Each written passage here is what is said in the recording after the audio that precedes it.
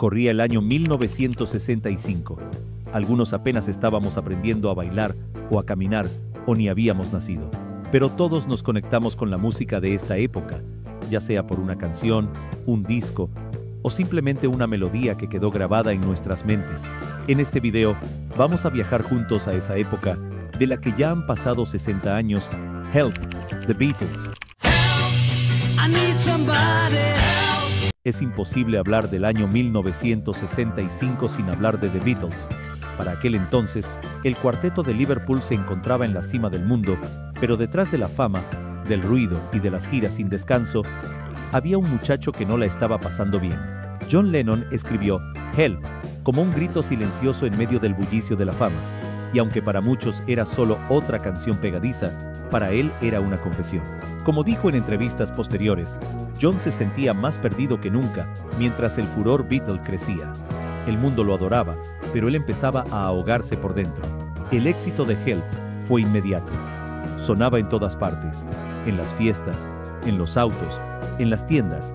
Era imposible no tararear, pero el verdadero mensaje de la canción muchas veces parecía pasar de largo.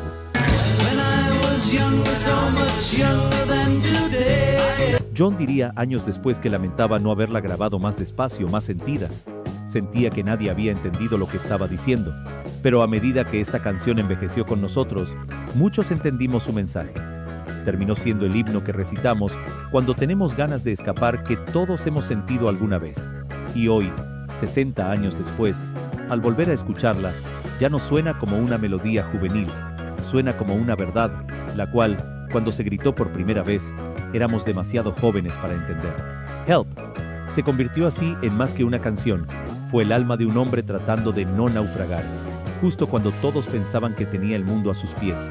Antes de continuar, nos gustaría saber qué edad tienes y cuál es tu canción favorita. Dinos en los comentarios.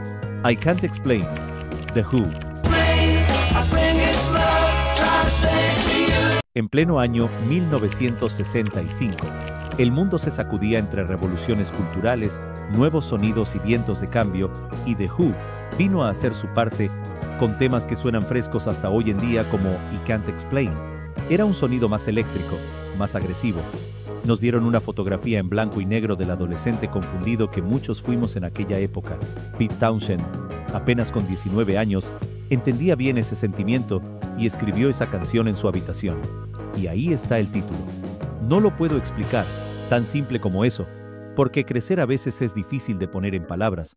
Lo curioso es que Pete intentó escribir algo influenciado por You Really Got Me de The Kings, pero terminó haciendo algo mucho más único de lo que esperaba. Una guitarra filosa, una base que empujaba con fuerza y la voz de Roger Daltrey, tan icónica, que elevaba cada una de las canciones del grupo inglés, dieron vida a este tema. Era como si toda esa tensión juvenil tuviera por fin un escape. La canción apenas duraba 2 minutos, pero eran suficientes para conectar con toda una generación. Los adolescentes de la época se sintieron vistos, escuchados, incluso respetados. Déjanos un like si la música te ha hecho sentir esto alguna vez. En Inglaterra, I Can't Explain se convirtió en el primer gran éxito de The Who. Y de pronto, esa banda que parecía solo un grupo de rebeldes sin causa, empezó a abrirse paso hacia el estrellato. Un dato interesante es que Jimmy Page, quien después fundaría Led Zeppelin, grabó la guitarra de acompañamiento en la sesión. Es decir, las guitarras que escuchamos son las de Pete Townshend y Page, como si le faltara algo de espectacularidad a esta canción. Déjanos un like si te gustó este dato. Maggie's Farm, Bob Dylan. Había algo en el aire a mitad de los 60. Era como si el mundo se estuviera despertando de un largo sueño. Algunos músicos ya no querían cantar lo mismo de siempre. Y esa corriente caló hondo en un joven de pelo revuelto y lentes oscuros. Bob Dylan, quien supo hacer canción de ese sentimiento con Maggie's Farm. Esta pieza expresó la disconformidad de Dylan, quien estaba harto que le dijeran qué cantar y de ser el portavoz de todos, harto de trabajar para la granja de expectativas que otros le habían construido. La canción justamente usa la granja como una metáfora, un símbolo de todo lo que oprime, lo que limita, lo que manda. Y sin gritar ni explicar demasiado, dejó claro que no iba a seguir obedeciendo. Dylan la cantó por primera vez en vivo en el Festival de Newport, en julio de 1965, y lo hizo con una guitarra eléctrica. Parece un detalle menor, Pero hasta ese momento, Dylan era el niño mimado del folk, y la guitarra eléctrica de Maggie's Farm abrió la puerta a una nueva etapa, una más cruda, más personal, más honesta.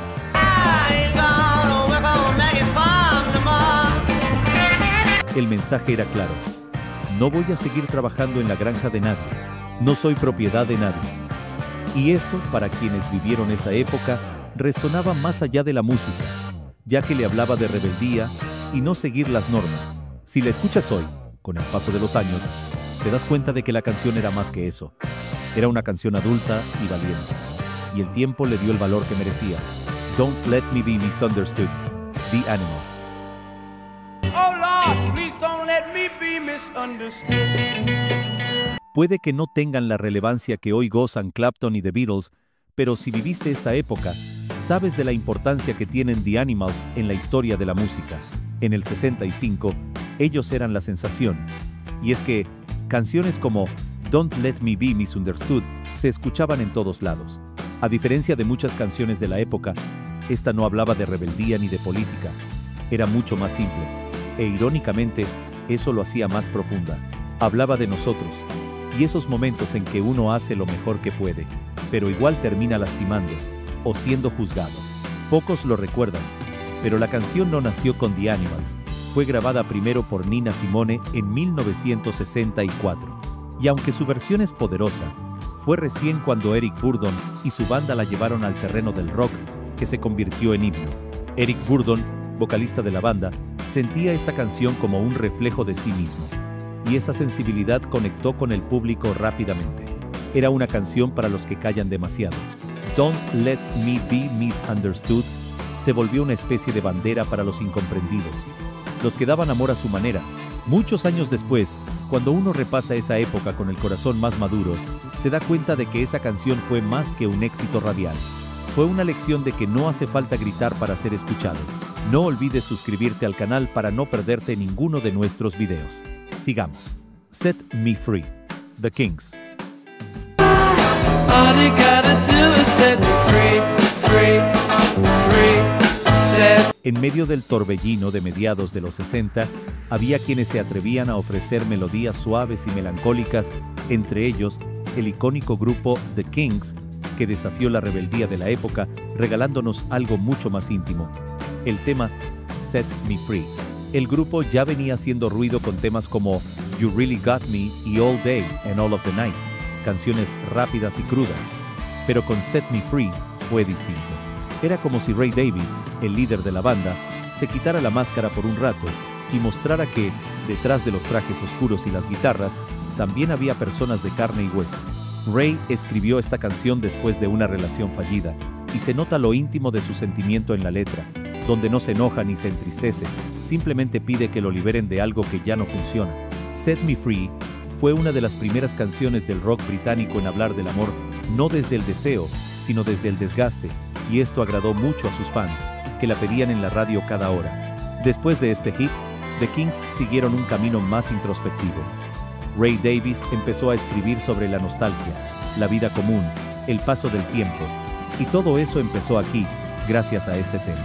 Quizás hoy la escuches de nuevo y suene más a nostalgia que a otra cosa, pero sin duda vale la pena recordar su lindo mensaje cada tanto. Get Off of My Cloud, The Rolling Stones. The Rolling Stones ya eran famosos en el 65. Después de Satisfaction, no podían caminar ni una cuadra sin que alguien los reconociera. Y si bien esto parecía increíble, los Stones no lo sentían tan así. En medio de su creciente fama, Mick Jagger y Keith Richards se sentaron a escribir una canción que no hablaba de amor, hablaba del hartazgo, de ese momento en el que uno simplemente quiere que lo dejen en paz, y así nació Get Off of My Cloud. Una frase directa, sin vueltas, que servía como una declaración de independencia. Mick tenía apenas 22 años cuando la escribió, pero ya sentía el peso de ser la voz de una generación, un título que no quería tener. Esta canción como una especie de respuesta a Satisfaction. El éxito los había elevado, pero también los había encerrado, y la letra intentaba ser como una especie de liberación.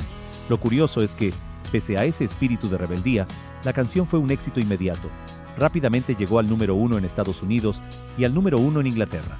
Y es que Get Off of My Cloud sirvió también como un himno a la rebeldía, dedicado a una época en la que nadie quería que le dijeran qué hacer, ni qué vestir, ni qué pensar. Si creciste en los 60 o 70, sabes bien lo que era eso, por eso esta canción fue tan potente. Todos, en esa época, querían su propio espacio, incluso las grandes estrellas, y eso definió a lo que fue toda esta generación. All I Really Want to Do, The Byrds. Hay que tener mucha valentía para reversionar un tema de Dylan y volverlo un éxito, pero justo eso es lo que sobraba en los 60, The Byrds. Y con su cover de All I Really Want to Do, demostraron que también podían meterse en las radios de todo el mundo. All I Really Want to Do fue, en su esencia, un acto de revolución emocional. En un tiempo donde los hombres eran criados para no mostrar sus sentimientos, esta canción decía algo muy distinto. Nos recordaba que también se podía ser suave, que no hacía falta dominar, convencer ni mandar, solo estar y acompañar. Cuando The Byrds la llevaron al estudio, le dieron otra luz, no mejor ni peor que la de Dylan, simplemente era diferente. Roger McGuinn y sus compañeros lograron algo mágico. Esta canción fue uno de los primeros éxitos de The Byrds, que consolidó esa nueva mezcla de folk y rock, y que ayudó a unir mundos antes separados, recibiendo halagos de los fans de ambos géneros. Y mientras más pasa el tiempo, parece que esta canción suena más profunda y más humana. Quizás en su momento no era de tus favoritas porque no hablaba de un estilo rebelde, pero muchos comprendimos su mensaje más adelante, que no está de más recordar de vez en cuando. Heart Full of Soul, The Yardbirds. El 65 estuvo marcado por distintos sentimientos, la rebeldía, el amor, la energía, y de alguna forma, The Yardbirds logró captar todo esto en una sola canción de poco más de 2 minutos, Heart Full of Soul. Había algo inquietante en ella desde la primera vez que sonó en la radio. No era una canción que te acariciara el oído, era más bien como una sombra que se te metía por el pecho y se quedaba ahí. Los jóvenes ya no querían solo bailar, querían gritar lo que les dolía, y entre esos jóvenes estaban The Yardbirds, con esa guitarra cortante como una navaja y con esa voz llena de deseo, de pérdida, de furia contenida. Jeff Beck había llegado a la banda hacía apenas unos meses, reemplazando nada menos que a Eric Clapton. Y si Clapton era el alma del blues clásico, Beck era un alquimista. Transformaba cada nota en algo distinto, más crudo y más moderno, un estilo único que explotó en todas las radios del mundo. En esos años, Inglaterra se estaba transformando. Ya no era la isla gris de la posguerra. Londres servía de creatividad, de moda, de revolución. Pero The Yardbirds eran distintos. No querían solo provocar con letras sexuales o rebeldía que no sentían suya. Querían hacernos pensar y, sobre todo, hacernos sentir. Escuchar esa canción hoy es como abrir una carta del pasado, con una parte de nuestra historia en ella. Quizás tú también la escuchaste en un momento difícil, una traición, un abandono, un amor no correspondido.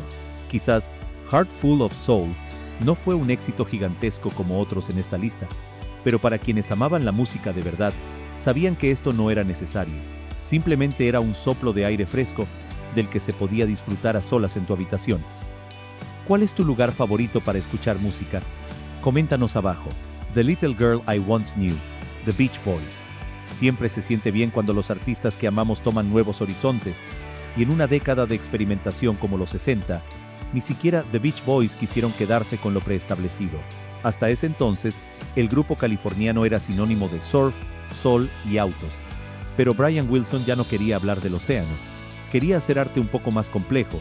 Así, de ese deseo artístico, nació The Little Girl I Once Knew, una canción única en su clase. Este era un paréntesis entre los hits más comerciales del grupo y la obra maestra que llegaría poco después, Pet Sounds. Por lo que, incluso para los fans del grupo pasó algo desapercibida, pero quienes vivieron esa época conocen de sobra la importancia de la canción. La primera vez que uno escucha esta pieza, algo desconcierta, tiene pausas curiosas, fragmentos donde la música simplemente se detiene, pero en esos espacios vacíos, lo que resuena es el recuerdo, el eco de una chica que ya no está. Cuando la escuchamos, es imposible no pensar en esas personas que conocimos de chicos, que nos marcaron sin saberlo, tal como le pasó a Wilson en su momento. Cuando esta canción salió, las estaciones de radio en Estados Unidos no sabían qué hacer con ella. Los silencios eran un problema. Los operadores pensaban que había fallas técnicas, y por eso muchos se negaban a pasarla. Pero había una parte de la juventud que la amaba y entendía que esos silencios eran parte del mensaje. Fue el anticipo de un Brian Wilson más frágil, más complejo, uno que ya no buscaba llenar estadios, sino corazones. Y aunque no haya sido un éxito comercial, con el tiempo se convirtió en una joya escondida. Escuchar esta canción hoy es como volver a una calle del barrio donde crecimos, donde todo parece igual, pero no lo es, encapsulando nuestros recuerdos en solo una canción. Y Can't Get No Satisfaction, The Rolling Stones. No podíamos cerrar el video con una canción diferente a esta, una canción que conoces bien, ya que marcó la vida de todos los fans de los Stones. Gracias a ella, muchos conocieron la banda y nunca la soltaron hasta hoy en día. Hablamos de I Can't Get No Satisfaction, un himno que nunca pasará de moda y que cuenta con una gran historia detrás. Keith Richards literalmente soñó con esta canción.